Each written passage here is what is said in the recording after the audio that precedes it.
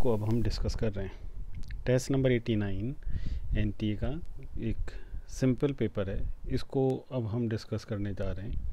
देखिए question number 3 से मैं इसमें स्टार्ट कर रहा हूँ। विच of the following is incorrect. Incorrect पहचानना है फॉर फोर विंग्स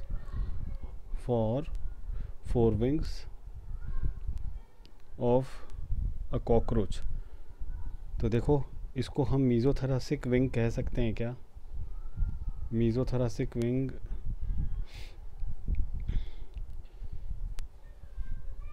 तो देखिए फोर विंग्स जो होते हैं वो हार्ड होते हैं, छोटे होते हैं।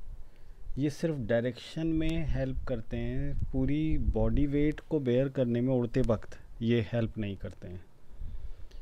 तो देखिए इनकरेक्ट पहचानना है, तो ऑल्सो कॉल्ड मीज़ोथोरैसिक विंग बिल्कुल ठीक है, मीज़ोथोरैक्स पर लगे होते हैं। और जो हाइंड विंग्स होते हैं, सेकंड पेयर ऑफ विंग जो है वो मेटाथोरैक्स पर लगा हुआ है। ओपेक डार्क एंड लेदरी है, बिल्कुल ठीक है। Cover the hind wings at when at rest, बिल्कुल सही है। तब देखो यूज्ड इन फ्लाइट, ये कभी नहीं कर सकते। मैंने बताया अभी आपको कि ये बॉडी वेट को बेयर नहीं कर सकते। तब correct option option D. Question number 5 देखिए, in which of the following options the two examples are correctly matched with इस पर्टिकुलर टाइप ऑफ इम्यूनिटी। देखिए हमें टू एग्जाम्पल्स देखने हैं जो पर्टिकुलर इम्यूनिटी के साथ मैच कर रहे हों। तो ये कॉलम 1 है जिसमें एग्जाम्पल दिया हुआ है, ये कॉलम 2 है, इसके अंदर टाइप ऑफ इम्यूनिटी दी हुई है। PMNL एंड मोनोसाइट्स, ये सेलुलर बैरियर हैं, ये तो बिल्कुल सही है ना। तो ऑप्शन ए अभी तक मेरे को सही लग रही है। इसके बाद देखते हैं option B, anti tetanus and anti snake bite injections, active immunity. तब देखो ये कॉम्पिटिटिव इनिबिशन से रिलेटेड एग्जाम्पल है, इसमें एक्टिव इम्यूनिटी नहीं है, एंटीबॉडीज़ हम डाल रहे हैं। इसके बाद देखिए saliva in mouth and tears in eyes, physical barrier. Saliva in mouth है ना, तो म्यूकस जो है वो फिजिकल बैरियर होता है, सलाइवा नहीं होता है, ये फिजियोलॉजिकल में आएगा। तो ये भी रॉन्ग हो गया, तो यहाँ पर ये रॉन्ग कॉम्बिनेशन है। Mucous coating of the epithelium lining, the urinogenital tract and the HCl in stomach. अब देखिए यहाँ पर म्यूकस है वो फिज़िकल बैरियर है, तो HCl तो ठीक है ये, लेकिन इसके साथ तो ये मैच कर रहा है, लेकिन इसके साथ ये मैच नहीं करेगा। तब ऑप्शन ए जो है वो इसमें करेक्ट हो गई। इसके बाद क्वेश्चन नंबर 5 की मैं बात कर रहा हूँ। क्वेश्चन नंबर 5 देखिए, इन क्वेश्चन नंबर 5 सेम है। वापस आ जाते हैं क्वेश्चन नंबर 7 के ऊपर। Question number 7, MOET is a method of, क्या है ये कैटल्स के अंदर multiple ovulation and embryo transfer, उससे रिलेटेड एक मेथड है। तो देखिए आप, ये सिंपल सा एक ही ऑप्शन इसमें पॉसिबल है, फिश से रिलेटेड नहीं है, बर्थ कंट्रोल से रिलेटेड नहीं है, शीप से रिलेटेड भी नहीं है। क्वेश्चन नंबर 6 देखिए, which of the sponge is given as a gift in Japan. तो देखिए आप, यूप्लेक्टेला वीनस फ्लावर बास्केट, इसको जापान में न्यूली मैरिड कपल को गिफ्ट किया जाता है। क्वेश्चन नंबर 8 पर आ जाते हैं, इनकरेक्ट मैच को पहचानना है। Question number 8, each rib in human is attached at one end to the vertebral column and at the other end to sternum and is therefore called bicephalic। नहीं, जो vertebral column वाला and होता है वो head कहलाता है, और वहाँ पर ह्यूमन में या मेमेलिया में ये जो वर्टिबल कॉलम वाले एंड्स हैं वो 2 हैं, इसलिए इसको बाइसेफेलिक या डबल हेडेड रिब्स बोलते हैं। तो देखिए हमें पहले ही आंसर मिल गया, इसका ऑप्शन ए जो है वो करेक्ट आंसर है। फिर इसके बाद क्वेश्चन नंबर 11 को देखते हैं, the pathway of blood from left ventricle of the heart to the right atrium is. तब देखो लेफ्ट वेंट्रिकल से राइट एट्रियम की तरफ वाला पाथ क्या कहलाएगा?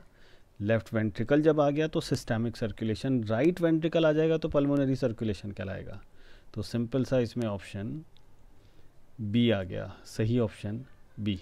इसके बाद देखिए क्वेश्चन नंबर 10, क्या है ये? Which among the following secondary metabolite is a lectin. तो देखिए आप, मेटाबोलाइट जो सेकेंडरी मेटाबोलाइट्स होते हैं वो प्राइमरी मेटाबोलाइट्स के बाय प्रोडक्ट होते हैं, ठीक है। अब जो लेक्टिन है वो क्या है, मतलब लेक्टिन इसमें कौन सा इसका सही एग्जाम्पल आएगा, तो आंसर है इसका कॉनकैनावेलिन ए। ये एक लेक्टिन का एग्जाम्पल है, एनसीईआरटी में बायोमोलिक्यूल वाले चैप्टर के अंदर इसको दिया गया है। फिर इसके बाद आ जाते हैं क्वेश्चन नंबर 16 पर। Choose the incorrect statement. क्या पहचानना है दोस्तों, इसमें याद रखना है आपको, incorrect statement in reference to the unstriated muscles, यानी स्मूथ मसल्स की हम बात कर रहे हैं।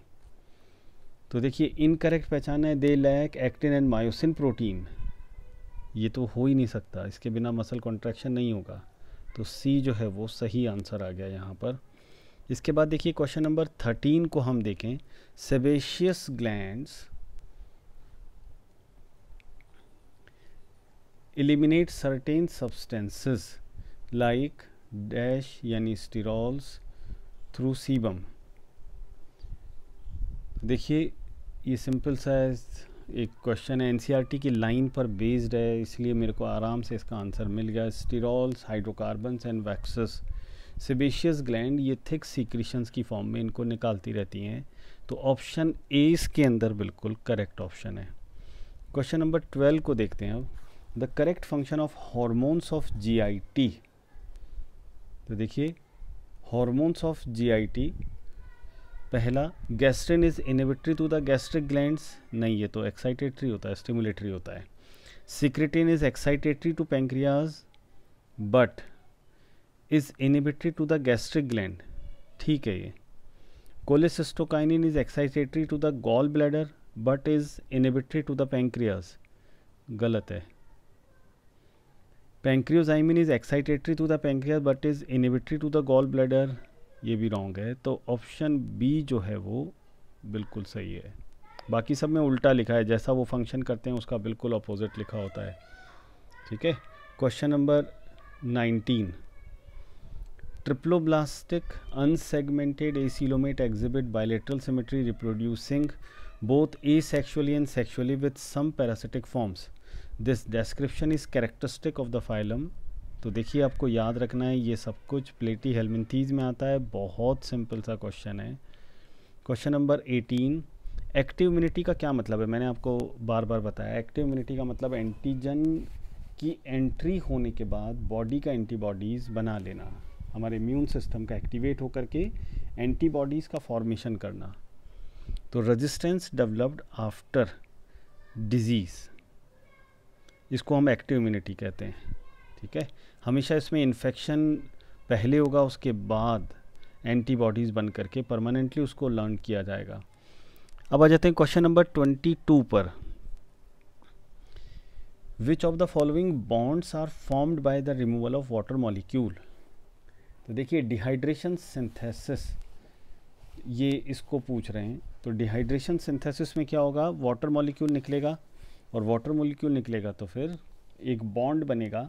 मोनोसैकेराइड्स आपस में इसी तरह से जुड़ते हैं, दो अमाइनो एसिड्स आपस में ऐसे ही जुड़ते हैं, तो अमाइनो एसिड्स को जोड़ने वाला पेप्टाइड बॉन्ड है, डिहाइड्रेशन सिंथेसिस का रिजल्ट है। मोनोसैकेराइड्स को जोड़ने वाला ग्लाइकोसिडिक बॉन्ड है, डिहाइड्रेशन सिंथेसिस का रिजल्ट है, ठीक है। फॉस्फोडाइएस्टर बॉन्ड, ये भी इसी का रिजल्ट है। तो फर्स्ट, सेकेंड एंड थर्ड ये करेक्ट आंसर आ गया, ऑप्शन सी यहाँ पर बिल्कुल सही है।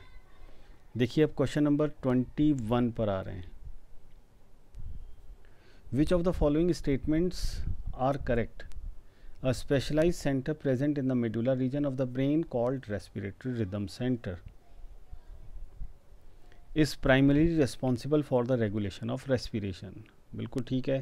A chemosensitive area is situated adjacent to the rhythm center which is highly sensitive to O2, CO2 and H+ ions. ये भी ठीक है।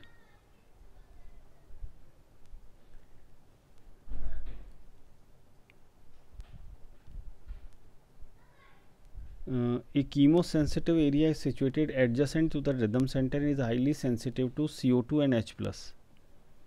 तो देखो आप ये गलत हो गया। फिर देखिए third, receptors associated with aortic arch and carotid artery also can recognize changes in CO2 and H+ concentration, ये तो होता ही है ना, हमेशा ध्यान रखना है। मैंने बताया भी था आपको, CO2 को लेकर के ब्रीदिंग रेट डायरेक्टली प्रोपोर्शनल है, ठीक है, और O2 को लेकर के ब्रीदिंग रेट इन्वर्सली प्रोपोर्शनल होती है। तो ये याद रखना है, CO2 बोलूँ या इसको मैं H+ आयन बोलूँ, एक ही बात है।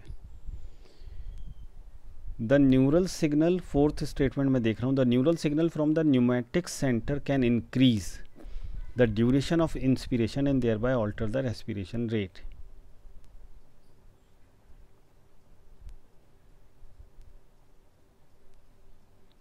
तो देखिए ये लिमिट को फिक्स करता है बढ़ाने के बजाय। तब इसमें जो करेक्ट हैं, एक तो 1 है और एक 3rd हो गया, ये 2 करेक्ट हैं। तो जहाँ भी दोस्तों ये आंसर आ रहा है वो मार्क कर लेंगे हम। अब आ जाते हैं क्वेश्चन नंबर 20 पर।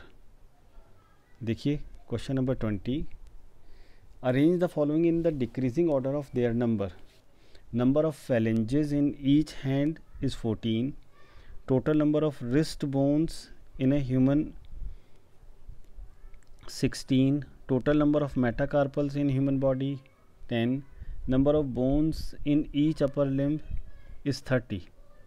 तो देखिए 4th सबसे ज़्यादा हुआ, उसके बाद सेकंड नंबर पर सेकंड आया 16 आएगा, फिर 16 के बाद आएगा 14 और 14 के बाद आएगा 10।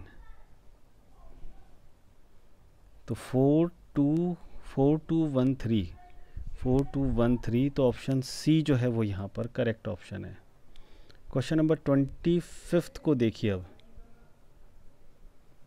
विच of the following does not occur between 15 to 28 day of menstrual cycle. तो देखिए इसमें क्या नहीं होगा, प्रोलिफरेटिव फेज़ कभी नहीं आ सकती 15 से 28 डेज़ में।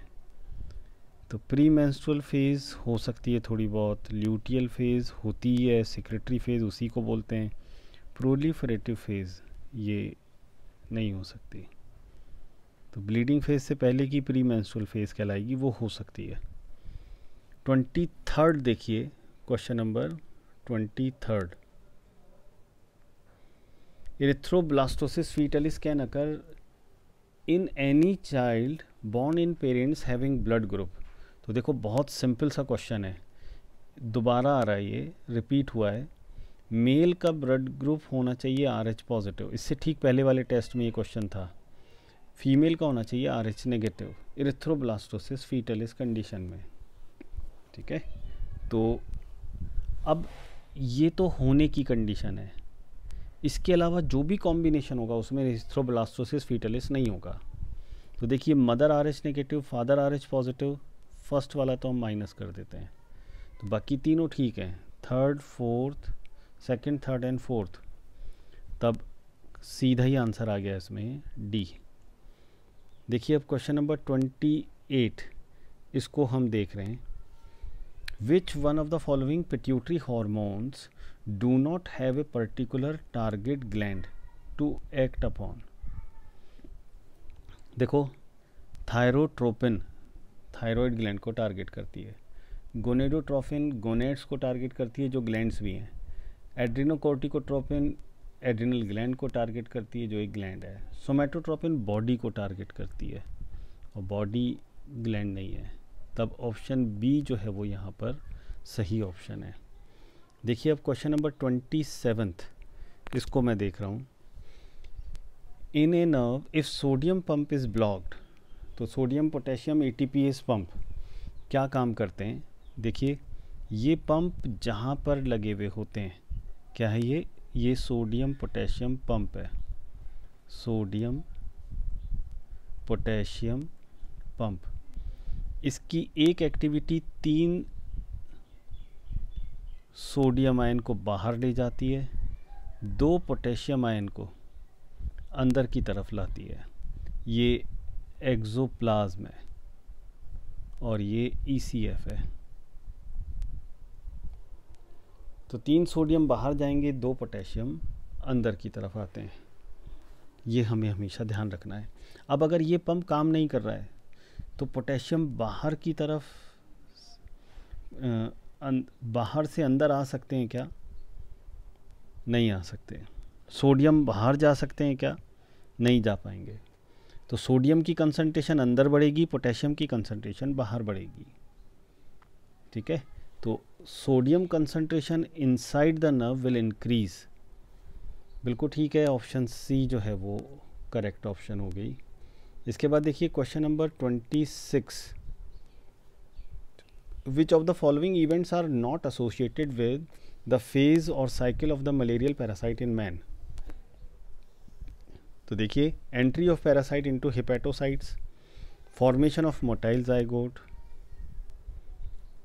not associated with the phase or cycle of the malarial parasite in man. Formation of motile zygote तो मॉस्किटो की एलिमेंट्री कैनाल में होता है, फीमेल एनोफ्लीज में। कहाँ पर होगा? उसकी फोरगट में।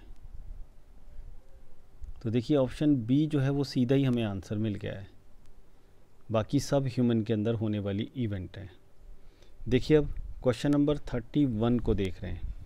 If after cutting through the dorsal root of a spinal nerve of a mammal, an associated receptor in the skin was stimulated, the animal would, देखो अब क्या बोल रहे हैं, ये डॉर्सल रूट को काट रहे हैं सर्जिकली। तो dorsal root of spinal cord कैसी होती है? एफ्रेंट नेचर की होती है। Ventral root of spinal cord efferent nature की होती है। एफ्रेंट और ईफ्रेंट का मतलब ये सीएनएस, डॉर्सल रूट से मैसेज सीएनएस से अंदर की तरफ जाएगा, सीएनएस के अंदर आएगा, और वेंट्रल रूट से ये मैसेज बाहर की तरफ ले जाया जाएगा, है ना। वेंट्रल रूट से ये मैसेज टारगेट ऑर्गन तक जाएगा। तो देखिए, जब डॉर्सल रूट को काट दिया गया तो उसका कोई रिस्पॉन्स भी नहीं गया, ना तो मैसेज सीएनएस में आया, ना सीएनएस ने उसको एनालाइज किया, और ना फिर उससे कोई रिस्पॉन्स जनरेट होकर के उस ऑर्गन तक पहुंचा। तब देखो एनिमल कोई भी रिस्पॉन्स शो नहीं करेगा। क्यों? क्योंकि उसको पता ही नहीं चलेगा। तो इसमें ए ऑप्शन बिल्कुल करेक्ट है। क्वेश्चन नंबर 35 को मैं एक बार आपको बता देता हूँ। क्वेश्चन नंबर 35 देखिए, which of the following is an example of negative feedback. तो देखिए आप, नेगेटिव फीडबैक कम करने के लिए किया गया है ना, कॉर्टिकोट्रोफिक रिलीजिंग हार्मोन, ये ACTH की कमी की वजह से ये पहुंचना स्टार्ट हो गए, रिलीज़ होना स्टार्ट हो गए। तो इसमें सी ऑप्शन सीधे करेक्ट है, बाकी तो सब पॉजिटिव फीडबैक के एग्जाम्पल हैं। फिर देखिए क्वेश्चन नंबर 64 ये क्वेश्चन क्या बोल रहा है? देखिए, nucleic acid segment tagged with a radio active molecule is called. बहुत सिंपल सा है, NCERT का ही क्वेश्चन है, इसको हम DNA प्रोब या प्रोब नाम देंगे। क्वेश्चन नंबर 58 को देख लेते हैं। 58, DNA probe is used for. तो देखो ये बिल्कुल वैसे उसी के साथ ये यूज़ हो रहा है ना, जो अभी जस्ट इससे पहले 64th क्वेश्चन किया। DNA फिंगरप्रिंटिंग में यूज़ होता है क्या? बिल्कुल हो सकता है। डिटेक्शन ऑफ पैथोजेनिक बैक्टीरिया इसमें हो सकता है, बिल्कुल हो सकता है, क्योंकि वो रेडियो लेबल्ड है। Medical genetics to find whether a person carries a particular gene or not, उसमें भी यूज़ हो सकता है। तो ऑप्शन डी जो है वो बिल्कुल सही ऑप्शन। ठीक है, इसके बाद आ जाते हैं question number 76। The majority of बैक्यूलोवायरसेस are used as biological control agents because they attack insects and other arthropods। बिल्कुल ठीक है। They have been shown to have no negative impact on non-target plants and animals। ये भी सही है। These viruses are excellent candidate for genus specific activity। ये specific होते हैं। न्यूक्लियोपॉलीहेड्रोवायरस हमें पता है, उसका एक बहुत ख़ास फीचर यही है कि वो हाईली स्पेसिफिक है। तो ऑप्शन डी जो है वो बिल्कुल सही ऑप्शन। देखिए अब क्वेश्चन नंबर 81 को देख रहे हैं। किसको देख रहे हैं? क्वेश्चन नंबर 81 को। Which of these animals has not evolve from sauropsids. Sauropsida ये डायनासोर्स का एक कॉमन सा जीनस है ना, जो छिपकलियों की तरह थे। तब देखिए सौरोप्सिडा से रेप्टाइल्स इवॉल्व हुए हैं और बर्ड्स बनी हैं। साइनेप्सिडा से मैमल्स बने हैं। तो सौरोप्सिडा से रेप्टाइल्स तो कौन कौन से हो गए? टुआट्रा रेप्टाइल है, बर्ड्स रेप्टाइल है, लिजर्ड रेप्टाइल है। तो देखिए ये सौरोप्सिडा, ये भी सौरोप्सिडा और ये भी सौरोप्सिडा। ठीक है, ये साइनेप्सिडा है, इससे इवॉल्व हुआ है। तो ऑप्शन सी जो है वो करेक्ट ऑप्शन हो गई। देखिए अब question number 85। In which region of PBR 322 5GAATTC sequence will be present. देखिए ये 2 बार ये क्वेश्चन इसी पेपर में है। एक बार इको R1 की सीक्वेंस पूछ ली गई है और एक बार ये सीधे PBR 322 में इसकी पोजीशन को बता रहा है। तो दोनों रेजिस्टेंस साइट के बीच में है ये। ठीक है, तो ROP साइट पर है क्या? बिल्कुल नहीं है ना, ROP साइट पर ये नहीं है। फिर इसके बाद टेट्रासाइक्लिन रेजिस्टेंस साइट पर है, वहाँ भी नहीं है। एम्पिसिलिन पर, वहाँ भी नहीं है। तो ऑप्शन डी जो है वो करेक्ट है, किसी पर भी नहीं है। 84th देखिए अब, the polar nuclei are present in. अच्छा ये देखो आगे बढ़ते हैं, इस क्वेश्चन को छोड़ते हैं, ये बॉटनी वाले सर के हिसाब से ठीक है।